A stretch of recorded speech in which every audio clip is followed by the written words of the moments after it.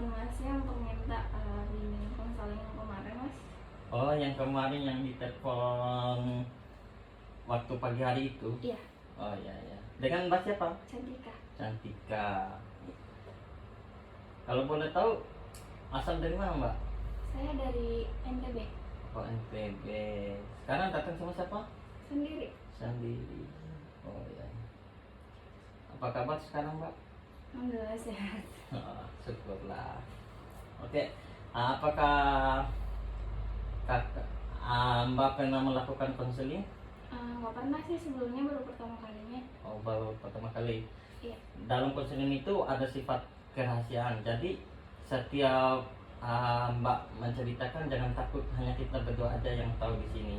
Jadi setiap masalahnya tuh ceritakan semua. Iya mas. Boleh diceritakan masalah apa Mbak? Sebenarnya kayak apa ya? Ya biasa sih sebenarnya kayak anak remaja pada umumnya gitu kan. Cuman kayak ngerasa saya tuh kayak mental health-nya tuh ngerasa kurang sehat gitu loh mas. Jadi kan saya bingung gitu untuk menceritakan ke teman, kan kadang banyak tuh temen yang nggak bisa untuk dipercaya gitu. Jadi saya lebih memilih untuk mengambil atau melakukan konseling sama masnya gitu. Makanya kenapa kemarin saya telepon itu karena memang saya sendiri juga bingung gitu untuk menceritakan masalah saya atau menceritakan beban saya sekarang itu ke siapa gitu. Baik. Tolong diceritakan masalah apa yang Mbak yang alami sekarang. Kalau untuk sekarang gimana ya, kayak bingung aja gitu kan. Biasalah kalau anak remaja pacaran gitu kan. Cuman kayak aku ngerasa sendiri tuh kayak apa ya, sesuatu beban yang mungkin sebenarnya bukan sesuatu masalah besar juga, cuman kayak aku ngerasanya tuh kayak jadi beban besar buat aku sendiri gitu. Dan pernah melakukan percobaan bunuh diri juga karena aku ngerasa itu apa ya, kayak nggak pernah dihargain, kayak nggak pernah, sebenarnya masalahnya tuh cuma pengen bisa lepas gitu loh, tapi bingung mau sebenarnya tuh lepasnya tuh mau mulainya dari mana gitu loh mas. Oh ya, itu dalam hubungan kaitan dengan orang tua atau pasangan saja Mbak? Sebenarnya kompleks sih, hubungan sama orang tua juga iya, hubungan sama pasangan juga iya gitu. Jadi kalaupun aku cerita masalahku sama orang tua juga mungkin akan memberikan tanggapan yang berbeda gitu. Terus kalau aku cerita masalah hubunganku sama pacarku juga tuh kayak gimana ya, bukan karena aku sama pacarku tuh kayak kurang keterbukaan sih sebenarnya gitu. Oh, apakah Mbak pernah menceritakan sesuatu masalah kepada pacarnya? Pernah atau ya, Mbak? Kalau masalah cerita sama pacar yang untuk masalah orang tua tuh kadang-kadang juga sih, tapi kayak tanggapannya gitu loh mas, kayak tanggapannya tuh kayak kurang respon kayak gitu. Jadi kan kalau aku ceritain tuh kayak bingung gitu loh, kayak nggak dikasih respon yang baik. Kita kan juga kalau cerita tuh mungkin hanya minta untuk didengarkan gitu, tapi kan kadang kita juga minta untuk diberikan nasihat atau apa, tapi aku nggak nemuin itu di dia gitu. Terus kan kadang-kadang kalau sama pasanganku tuh apa ya, selama ini tuh kayak ngerasa nggak dihargain, datang di saat butuh aja. Jadi kayak tuh pengen lepas tapi susah gitu. Oh, terus udah berapa lama Mbak hubungan dengan pasangannya itu udah berapa lama? Kalau hubunganku sama pacarku sih udah lama, udah 7 tahunan. Cuman apa ya, selama ini tuh kayak aku gitu yang malah apa-apa aku gitu. Bukan masalah apanya sih, tapi kan kita sebagai perempuan juga pengen dihargain lah, pengen apa ya, pengen dilihat lah keberadaannya juga gitu, bukan hanya tentang dia terus gitu.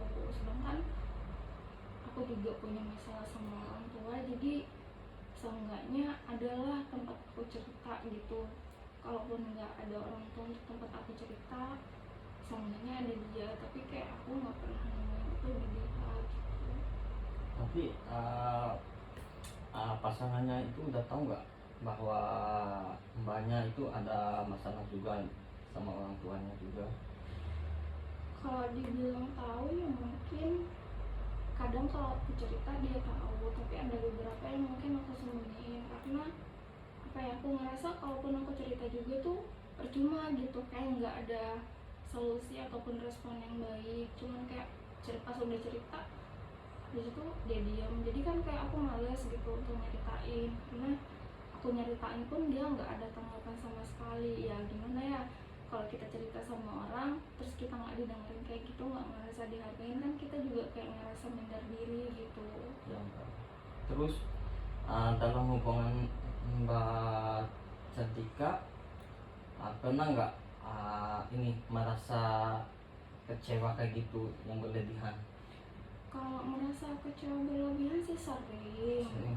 sering banget malah, cuman kayak aku malas aja untuk apa yang menggubris itu gitu, nggak pengen yang kalau berantem terlalu berlebihan, jadi aku lebih milih untuk diam aja gitu daripada aku harus ngebahas sesuatu hal yang ujung-ujung buat aku sama ribut sama dia, yang mending aku diam aja gitu. Tapi kayak aku sendiri juga ngebatin, aku sendiri juga kayak ngerasa kenapa sih harus aku aja yang ngalah, kenapa nggak kamu coba untuk ngertiin aku, kenapa sih kamu nggak coba untuk nanya aku sebenarnya kenapa, apa mauku gitu. Jadi selama ini kayak ya udah, dia nggak pernah kayak ngelihat sebenarnya masalahnya kamu sama aku tuh, maunya kamu aku ke dia tuh kayak mana tuh, dia nggak pernah tahu itu gitu. Belum dia ngerasain rasa apa yang dialami oleh Mbak juga ya.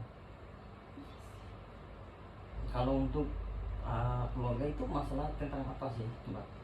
Kalau untuk keluarga apa ya, aku tuh dari SMP kan emang udah jarang kan di rumah gitu, karena udah keluar ngekos dari SMP. Ya mungkin kan aku kurang dekat juga sama keluargaku, tapi kayak sewaktu-waktu aku butuh dukungan, butuh support, itu kayak aku nggak pernah ngedapetin itu juga gitu. Kayak ngerasa apa ya, kayak ngerasa sendiri aja, nggak kayak ngerasa nggak punya siapa-siapa. Kadang nggak pernah telepon, kadang kalau butuh apa-apa tuh selalu usahain sendiri, yang notabene kan seharusnya aku ngerasa kayak anak broken home, tapi sebenarnya bukan gitu, kayak ngerasa kesepian aja sih. Itu dalam hubungan keluarganya itu udah pernah nggak telepon sama orang tuanya kayak gitu? Kalau telepon sih kadang-kadang, cuman kalau aku lagi ngerasa down banget itu, aku mau cerita tuh kadang dengar orang tua aku ribut, atau mungkin orang tua aku yang ribut sama aku, jadi aku juga males untuk nelpon gitu kan. Oh, berarti hubungan pasangan sama hubungan keluarga itu bermasalah banget buat Mbak. Sebenarnya bukan yang bermasalah banget, cuman kayak aku ngerasa tuh hampa aja gitu, kayak nggak punya siapa-siapa. Jadi kenapa aku datang ke sini untuk cerita sama masnya, ya karena memang aku ngerasa tuh aku bingung solusinya sebenarnya harusnya kayak gimana gitu. Terus mau pengen cerita di temen, seperti yang aku bilang tadi sama mas di awal, nggak semua orang kan kita bisa percaya gitu. Jadi ya gimana ya, menurut masnya gitu, solusi yang harus saya ambil itu kayak gimana, mungkin dari pasangan dulu. Kalau bagi orang tua gitu. saya, kalau itu tergantung dari keputusan, itu tergantung dari konseling kayak gitu kan. Nah, kita hanya memberi tahu arah sedikit dengan, jadi yang mengubah perilaku itu adalah Anda. Jadi kalau bagi saya tentang solusi permasalahan Anda itu, ya namanya juga manusia itu, setiap masalah itu pasti ada batasnya juga. Jadi kita harus kita harus memperjuangkan apa yang kita cinta dulu. Itu pertama, itu pasangan. Kalau kita memperjuangkan, mungkin kehendak Allah nanti akan membuka pintu pasangannya, amin. Yang kedua itu hubungan dengan orang tuanya, mungkin ya orang tuanya juga bermasalah juga di rumah, entah dari adik-adiknya atau kakak-kakaknya Mbak, sehingga orang tuanya itu tidak terlalu fokus dengan Mbak juga. Mungkin seperti itu sih menurut saya, Mbak.